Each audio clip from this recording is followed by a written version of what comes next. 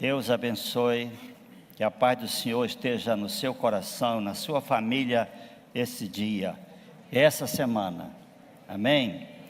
Irmãos, hoje é noite de ceia.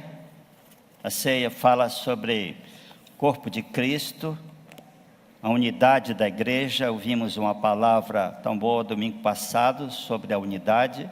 Abra sua Bíblia na carta aos Coríntios, no capítulo 11, nós vamos ler verso 17 ao verso 22 primeiro. Primeiro aos Coríntios 11, 17 a 22. Nisto, porém, que eu vos prescrevo, não vos louvo, porquanto vos ajuntais não para melhor, e sim para pior. Porque antes de tudo estou informado a haver divisões entre vós, quando vos reunis na igreja, e eu em parte o creio. Porque até mesmo importa que haja partido entre vós, para que também os aprovados se tornem conhecidos em vosso meio. Quando, pois, vos reunis no mesmo lugar, não é a ceia do Senhor que comeis, porque ao comerdes, cada um toma antecipadamente a sua própria ceia. E há quem tenha fome, ao passo que há também quem se embriague. Não tendes, porventura, casas onde comer e beber? Ou menosprezais a igreja de Deus e envergonhais os que nada têm? Que vos direi? Louvar-vos-ei? Nisto certamente não vos louvo. Vamos orar. Pai querido, esta é uma noite especial, solene. Estamos aqui para lembrar do Senhor Jesus até que Ele venha. A noite que o Senhor mesmo estabeleceu e nos deu como um mandamento, um memorial, para lembrarmos do Senhor até o final de nossas vidas. Muito obrigado, Senhor, abençoa-nos, dá-nos humildade para ouvir Tua palavra e ajuda-nos, ó Deus, a trilhar os Teus santos e retos caminhos. Em nome de Jesus. Amém. Amém, amados. Irmãos, havia na igreja primitiva a festa do amor, festa chamada Ágape. E um dos pais da igreja diz que depois de algum tempo, essa festa começou a degenerar, no caso aqui, como de Corinto.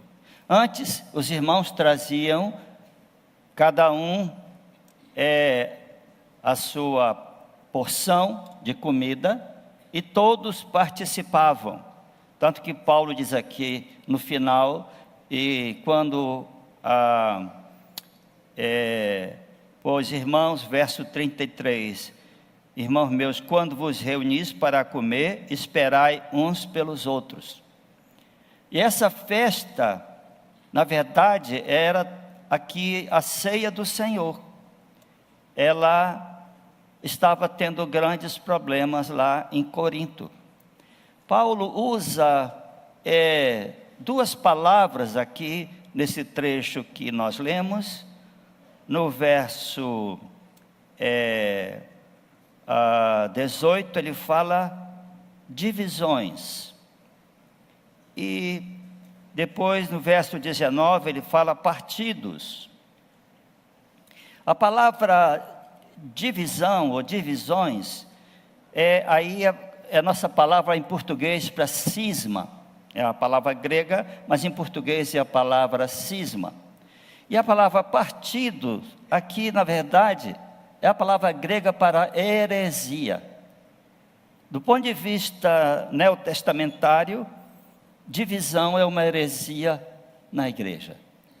Por isso devemos lutar para preservar a unidade do Espírito no vínculo da paz, com toda a humildade, mansidão e esforçando-nos diligentemente por preservar a unidade do Espírito. Na verdade, irmãos, o apóstolo Paulo, ao começar esta carta, ele repreende os coríntios, porque eles estavam como crianças. Ele disse: não é assim que vocês estão seguindo os homens? Um diz: eu sou de Paulo, eu sou de Cefas, eu sou de Apolo, eu sou de Cristo.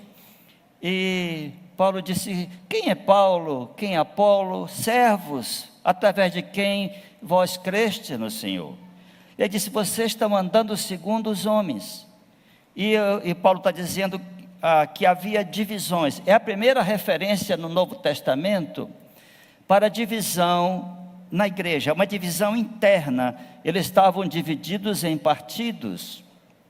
E o apóstolo Paulo diz: olha, eu não posso elogiar vocês por causa disso. E na verdade, irmãos, por todas as gerações, sempre tem uma tensão na igreja, na questão de ricos e pobres. Era o caso aqui. Os mais pobres antes participavam do banquete como todos, mas depois os que tinham mais posses chegavam e comiam a sua boa comida, enquanto os outros ficavam com fome. E Paulo até diz: olha, há gente que se embriaga, que o vinho fazia parte da cultura hebraica, da cultura do Novo Testamento. Ele diz: isso é uma vergonha para a igreja. Alguns ficam com fome e outros se embriagam. Mas, irmãos, por isso, no verso 27 deste capítulo, diz assim: por isso, aquele que comer o pão ou beber o cálice do Senhor indignamente, será réu do corpo e do sangue do Senhor. E no verso 29, pois quem come e bebe sem discernir o corpo, come e bebe juízo para si.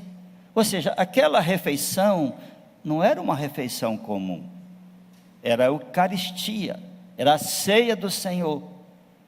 E Paulo está dizendo: se você não discerne que é a ceia do Senhor, essa mesa não é a mesa da igreja presbiteriana, essa mesa é a mesa do Senhor. Por isso, qualquer irmão de outras denominações evangélicas que estão em plena comunhão com a sua igreja pode participar conosco, porque é a mesa do Senhor. E Paulo disse: isso não está nada interessante. Discernir o corpo. No capítulo 10 de 1 Coríntios, no versículo 16, Paulo diz assim: porventura o cálice da bênção que abençoamos não é a comunhão do sangue de Cristo? O pão que partimos não é a comunhão do corpo de Cristo?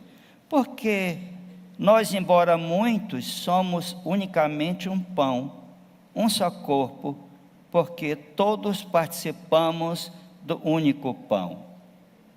Mesmo que no nosso caso não é possível fazer isso, nós sabemos que na Páscoa eles participaram de um cálice só, e Jesus tinha um pão, mas só eram 13 pessoas. Nós somos aqui pelo menos uns 1.500 hoje à noite. Então, mas Paulo está dizendo, simbolicamente, nós participamos de um só pão e bebemos de um só cálice, por causa de que nós estamos falando de unidade, estamos falando do corpo de Cristo.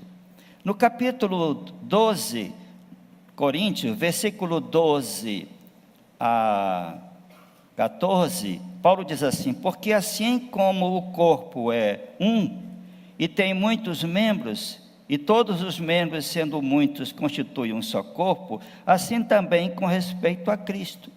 Pois em um só Espírito todos nós fomos batizados em um corpo, quer judeus, quer gregos, quer escravos, quer livres, e todos nós nos foi dado a beber de um só Espírito, porque também o corpo não é um só membro, mas muitos. Então Paulo está doutrinando: olha, irmãos, a igreja é una, e todos aqueles que foram lavados pelo sangue de Jesus é meu irmão e é seu irmão, em nome de Jesus.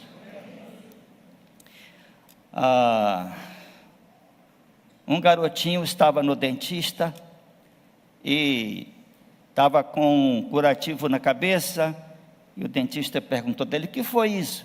Se foi meu irmão que jogou uma pedra e quebrou minha cabeça. Isso acontece em famílias que têm criança, né? E aí o dentista deu um chocolate para ele, ele comeu a metade. Ele disse: por que você não vai comer tudo? Por que não comeu tudo? Ele disse: não, vou levar para o meu irmão. Ele disse: mas ele não quebrou a tua cabeça? Ele disse: mas ele é meu irmão. Quem dera que nós tivéssemos essa consciência, irmãos. O que eu faço, irmãos, por causa do corpo de Cristo, o que eu faço influencia o corpo. Paulo diz que se o dedo mindinho está doendo, todo o meu corpo está doendo. Se algum membro está enfermo, o corpo está enfermo. O meu pecado é seu pecado e o seu pecado é o meu pecado. Lembra de Acã, no livro de Josué? Um só homem pegou uma capa babilônica e barra de ouro, que Josué disse: ninguém pegue nada dessa cidade de Jericó, e Acã enterrou. E Israel foi para lutar com outro povo de Ai, foi derrotado, e o povo chorou, e o Senhor disse: tem pecado, Israel pecou, tem pecado no meio do povo. Era só um homem que tinha feito aquilo. Se nós tivermos a consciência, irmãos, disso, Paulo disse que devemos nos alegrar com os que se alegram e chorar com os que choram. Por quê? Porque somos um só corpo. Aqui, às vezes não temos consciência de quem nós somos.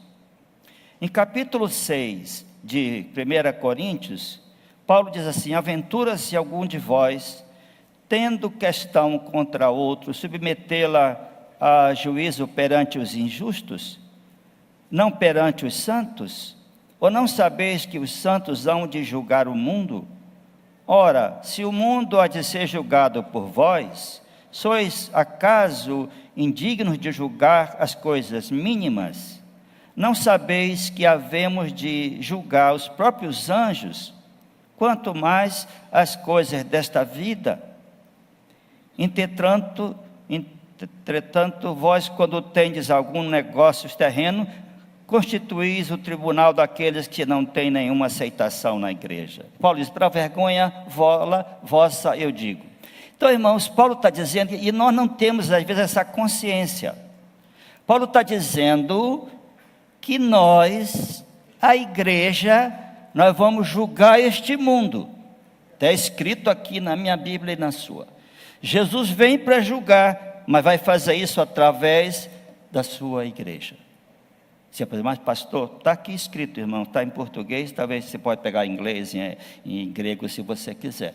E Paulo diz: não sabeis que nós vamos julgar os próprios anjos? Os anjos caídos. Isso é um pouco novidade para alguns, porque talvez você não está lendo a Bíblia, mas a Bíblia diz que nós vamos julgar este mundo e vamos julgar os anjos. Por que não julgar as coisas pequenas? Mas Paulo diz na sequência, irmãos, no verso 7 e 8, o só existir entre vós demanda já é completa derrota para vós outros. Por que não sofreis antes a injustiça? Por que não sofreis antes o dano? Mas vós mesmos fazeis a injustiça e fazeis o dano, isso aos próprios irmãos. Mas, irmãos, eu aprendi com o pastor Caio, e muitas vezes ele repetia esta palavra e praticou. Se tem algum problema, alguma contenda, algum prejuízo, ele diz: por que você não sofre o dano para promover a paz? Alguém tem que renunciar para promover a paz.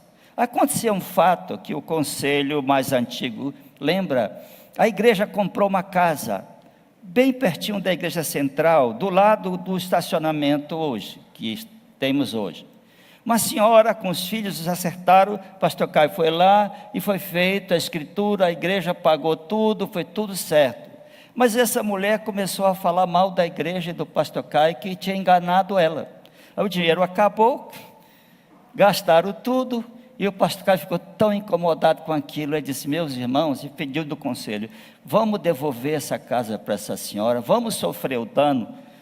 Eu digo para os irmãos que eu não estava concordando com aquilo não, mas era a consciência dele, e o conselho está bem, pastor. E a igreja passou a escritura de volta, só para aquela mulher não falar mal da igreja.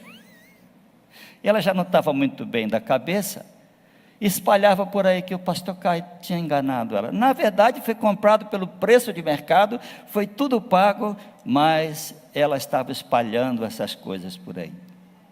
Mas sabe, irmãos, em qualquer coisa, eu tenho pensado assim nos grupos familiares, e tenho pensado na igreja.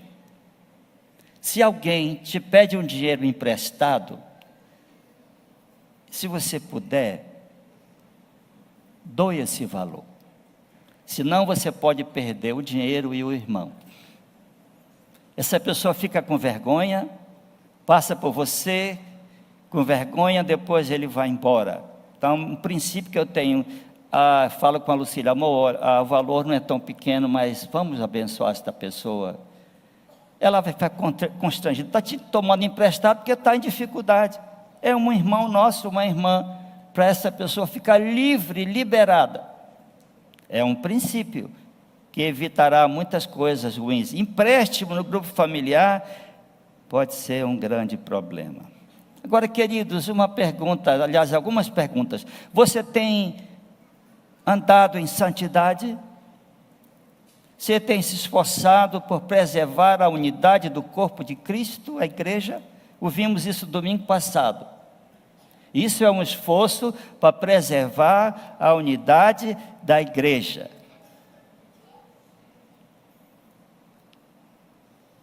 Nós precisamos ser cheios do Espírito Santo, irmãos. Posso ouvir um amém? Amém. Precisamos dos frutos do Espírito. Duas pessoas que eu admirei porque agora já estão com o Senhor, escritores, John Stott e o Dr. Shedd. Eu ouvi o Dr. John Stott em São Paulo dizer assim: cada manhã, quando eu acordo, logo depois eu estou pedindo a Deus que cumpra na minha vida Gálatas 5, 22, 23. O fruto do Espírito é amor, paz, alegria, bondade, fidelidade, longanimidade, mansidão, domínio próprio. Ele disse: eu peço isso todos os dias do Senhor. E aquele homem era muito manso, muito humilde. Para mim, o maior teólogo do século XX, e ainda viveu no século XXI. E o Dr. Russell Shedd também disse a mesma coisa. Cada dia eu peço do Senhor: Senhor, esse fruto produz na minha vida. Sabe, irmãos, eu tenho aprendido, eu tomei uma lição em 1990, estava eu, pastor Júnior e outras pessoas daqui no Supremo Concílio em Valadares, e houve numa eleição que não estava muito claro, havia alguma injustiça. Uma outra pessoa que deveria ser eleita, que é o que nós pensávamos, porque houve algumas questões lá que nós não estávamos compreendendo, e essa pessoa deu uma lição de unidade da igreja. Ele estava na mesa, ele se tornou vice-presidente, o reverendo Wilson Souza.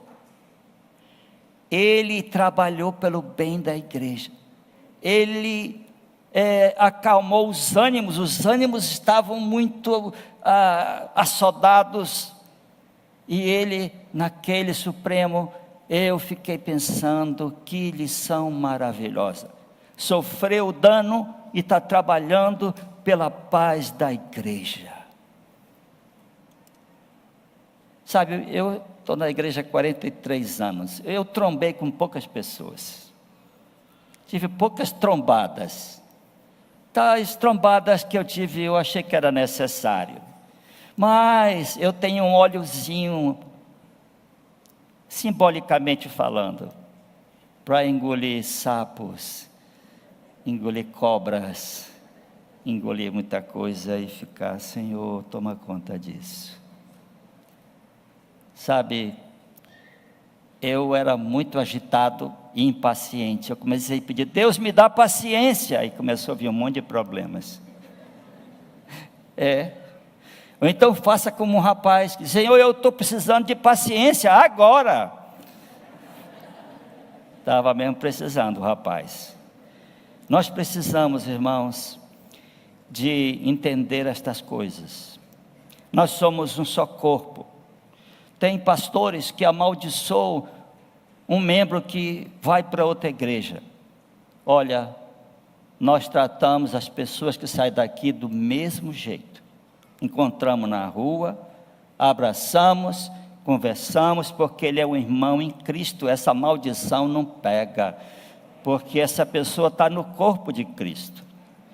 Um líder da igreja, anos atrás, causou uma divisão na igreja, e a igreja continuou tratando ele com respeito. E a família dele estava muito zangada conosco, porque ele colocou para a família muitas coisas. Mas cada vez que um dos filhos encontrava alguém da igreja, se surpreendia com um bom tratamento. E no dia que ele veio pedir perdão, os filhos estavam no conselho, ele disse, nós não entendíamos, como assim? As pessoas nos tratavam tão bem que a gente ficava desarmado. Mas não, a igreja não tinha nada contra eles, nem contra ele, mas eles estavam fechados. Mas olha, eles ficavam pensando, como é que eles nos tratam tão bem assim, nós estamos cheios aqui de tanto sentimento ruim. É o que a Bíblia diz, se teu inimigo, e no caso era irmão, né, tiver fome, dá de comer, se tiver sede, dá de beber. Fazendo assim, você amontoará brasas vivas sobre a sua cabeça. Aí você, bom, dessa parte eu gostei. Botar fogo na cabeça dele. Não é isso que a Bíblia está dizendo, não. Está dizendo que você vai deixar ele pensativo. Como é que eu fiz o mal para essa pessoa e ela me faz o bem? Ele vai ter dificuldade para dormir aquela noite. Agora, amados irmãos, o que não é a ceia? Paulo disse, não é a ceia do Senhor, é essa refeição que vocês estão tendo. Não é uma refeição comum, não é um rito mágico, né? Como numa expressão latina fala opera operatio, ou opera por si mesmo. Você vai para a ceia, você não orou, não pediu perdão, está com os relacionamentos quebrados, mas tomando a ceia, está tudo resolvido. Não. A Bíblia diz, examine-se o homem, assim coma do pão e beba do cálice. Examine, confesse. E também, irmãos, o que é a ceia do Senhor? É um memorial, já falamos, é uma pregação de símbolos. E no verso 26, Paulo diz que nós anunciamos a morte de Cristo, cada vez que nós comemos e bebemos. E no verso 23 de 1 Coríntios, ele disse, porque eu recebi do Senhor que também vos entreguei, que o Senhor Jesus na noite que foi traído, tomou o pão, tendo dado graças, o partiu e disse, este é o meu corpo que é dado por vós, fazei isto em memória de mim. Porque por semelhante modo, depois de haver ceado, tomou também o cálice, dizendo, este cálice é a nova aliança no meu sangue, fazei isto todas as vezes que o beberdes, em memória de mim. Esse é o sentido, irmãos. Jesus quer ser lembrado. Nós podemos fazer ceia todos os domingos, como algumas igrejas fazem. Jesus quer ser lembrado. Ele disse, em memória de mim você vai comer, em memória de mim você vai beber do cálice. É um ajuntamento solene. A ceia vem da Páscoa. A Páscoa tinha toda uma preparação. Você vê essa mesa bonita que alguém preparou aqui, os pastores vêm de terno, porque a ceia é algo especial. É um momento de estarmos juntos, irmãos. É um meio de graça para fortalecer a nossa fé. Pela fé nós somos alimentados na presença de Cristo. Nós não cremos que o pão se torne corpo de Cristo literal, nem o vinho se torne sangue de Cristo literal. O que nós cremos como evangélicos é que o pão é um símbolo, o cálice é um símbolo, mas Jesus está presente conosco na ceia. E Ele nos alimenta em nossa alma e nosso espírito. Ele nos alimenta. E alguém pode perguntar, mas por que a igreja faz todo o mês? E para que serve a ceia? Serve para nos purificar, irmãos. O verso 28 eu já falei, examine-se o homem a si mesmo, e coma do pão, e beba do cálice. Cada vez que nós temos ceia, nós lembramos que Jesus morreu por nós, pecadores, derramou seu sangue e que eu preciso confessar meus pecados para participar de modo legítimo da ceia do Senhor. Para nos purificar, veja 1 Coríntios, no capítulo 5 e no verso 7, 1 Coríntios, capítulo 5, verso 7, diz: lançai fora o velho fermento, para que sejais nova massa, como sois de fato, sem fermento, pois também Cristo, nosso Pascal, Cordeiro Pascal, foi imolado. Por isso, celebremos a festa, não com o velho fermento, nem com o fermento da maldade, da malícia, e sim com os asmos da sinceridade e da verdade. Aquela semana da Páscoa, os judeus comiam pão sem fermento. Nós aqui temos um pãozinho sem fermento. E o pão sem fermento tinha algo simbólico. Era a semana para se purificar. E Paulo diz: deixando o velho fermento da malícia, da maldade, tomemos o pão asmo, pão sem fermento. E aqui, irmãos, uma menção para nós entendermos isso.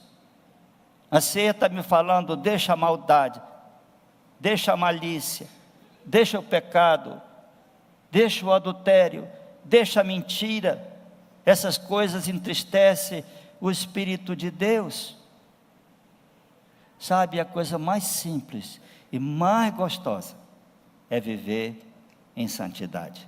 Mesmo sendo pecadores, quando resolvemos obedecer a Deus, sabe o que acontece? A santidade e a felicidade são irmãs gêmeas.